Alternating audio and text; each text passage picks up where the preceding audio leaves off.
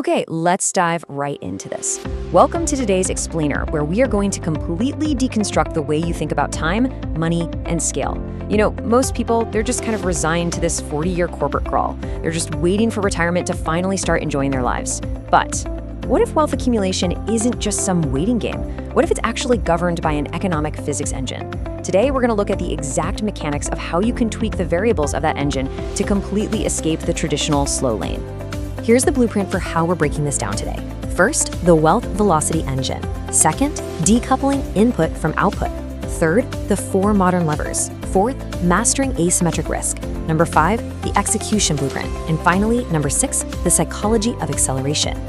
All right, let's kick things off with section 1, the wealth velocity engine. So, most people spend their absolute entire lives trying to optimize a fundamentally broken equation. They try to build wealth by micro-optimizing pennies, right? Clipping coupons or stressing over a streaming subscription.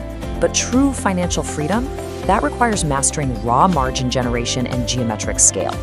Just think about it. If you earn $50,000 a year and manage to save a super disciplined 10%, you have $5,000 to invest. Okay, not bad. But if you scale your income to $250,000 and deliberately lock in an elegant, comfortable lifestyle at $70,000, you instantly create a massive $180,000 investable margin wedge. You see, you aren't decreasing consumption to the point of total misery. Instead, you're driving this massive wedge between your income and your expenses. Now, why does that wedge actually matter so much?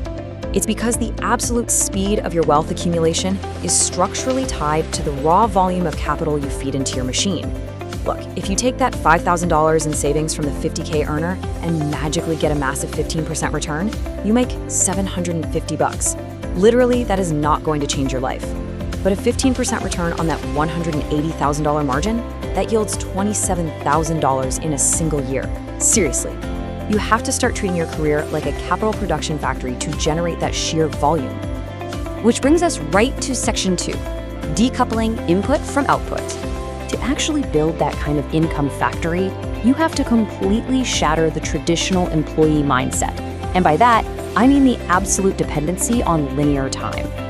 In a linear framework, you're basically trapped in a 1-to-1 input to output ratio. Whether you're a retail worker or a high-powered corporate attorney, it's the same deal. Work an hour, get paid for an hour. If you burn out, or God forbid you get sick, your income literally drops to 0. But in a decoupled framework, it's 1-to-many. You invest, say, 500 hours upfront to build a digital asset or a software tool. And once it's done, it can serve 10,000 customers simultaneously without requiring another single minute of your personal time. And this decoupling, it completely changes how you scale. With linear growth, wanting 10% more revenue means you literally need 10% more staff, 10% more office space, which keeps your profit margins totally flat. But geometric scale, it changes the whole game. Digital models, SaaS platforms, media enterprises, their marginal cost of replication approaches 0. It's basically free to duplicate. Once your initial digital infrastructure is built, every single new dollar of revenue is almost entirely pure profit. Your costs crawl along linearly, while your revenue just rockets exponentially. I want you to take a second and really let this sink in. Linear growth adds, but geometric scale multiplies. Let me say that again. Linear growth adds, geometric scale multiplies. That rapidly widening profit margin from geometric scale generates massive amounts of free cash flow. And this excess profit, it is the exact high-octane fuel that fast-lane wealth builders use to outpace traditional investors by literally decades. Moving right along to section 3, the 4 modern levers. So you simply cannot achieve geometric scale with just your own 2 hands. You need a force multiplier to move mountains of capital and impact millions of lives. Now, pay attention to the crucial distinction in the modern world between permissioned and permissionless levers. Labor and capital, those require permission. You either have to convince people to work for you, which brings massive overhead, or you have to beg a bank or a VC to give you funding. But code and media, those are entirely permissionless. No one can stop you from using them. Code is your 24/7 digital factory, and media is your global megaphone. If you want to scale, you absolutely must start with the permissionless levers. Which brings us to a super critical realization. Capital is the infinite worker. Think about it. Capital is just incredibly efficient. It never sleeps, it certainly doesn't complain about working weekends, and it compounds silently in the background. But because it is permission-based, you really can't rely on it right out of the starting blocks. Capital leverage is the end game. It's the game you get to play only after you've extracted a massive surplus of cash using your permissionless levers like code and media. Okay, Section 4, Mastering Asymmetric Risk. Whenever you start deploying these tools, mainstream advice is always going to tell you that high rewards require massive, reckless risks.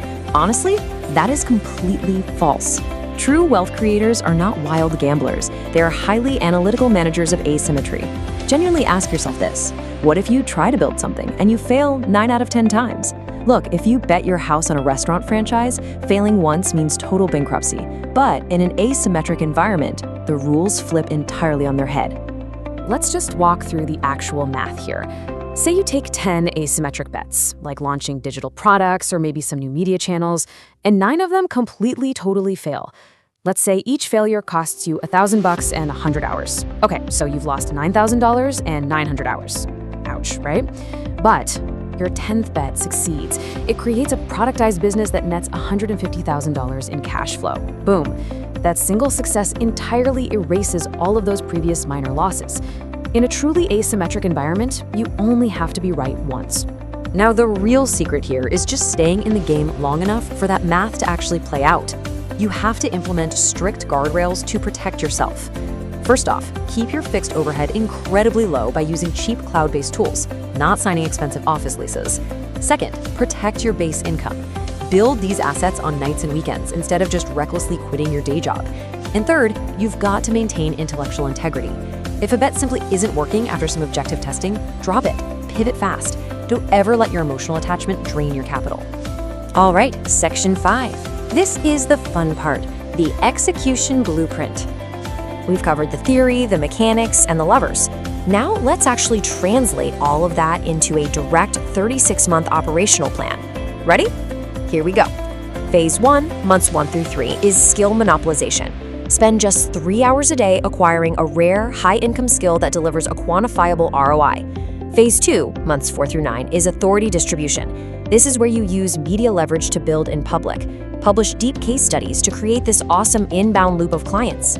Then, Phase 3, months 10 to 18, system productization. You're going to transition from being a solo worker to a system architect.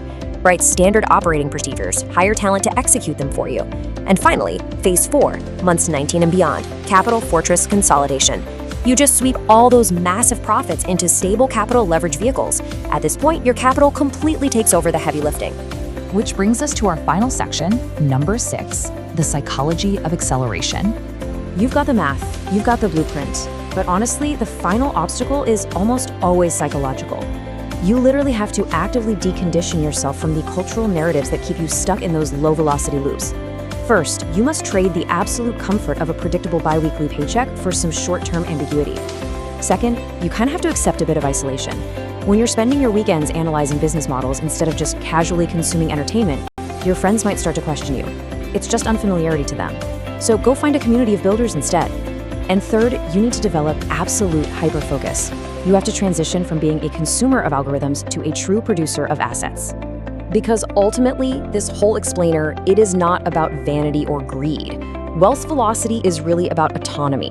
Think about it. Time is literally the single non-renewable asset you possess. Every single day spent trading finite hours for a linear salary is a day you don't fully own your own life. By executing a high-intensity sprint right now, you buy back your sovereignty while you still have the actual energy to enjoy it. So I'm going to leave you with this final provocative thought. Are you going to accept a financial framework written for a world that literally no longer exists? Or will you grab the tools of exponential leverage that are sitting on your desk right now? The math is absolute. The execution, well, that's entirely up to you. I want you to drop a comment below detailing your exact 90-day plan. Tell me what high-income skill and permissionless lever you're going to execute on first. Thank you so much for joining me for this explainer. Now get out there and go build your engine.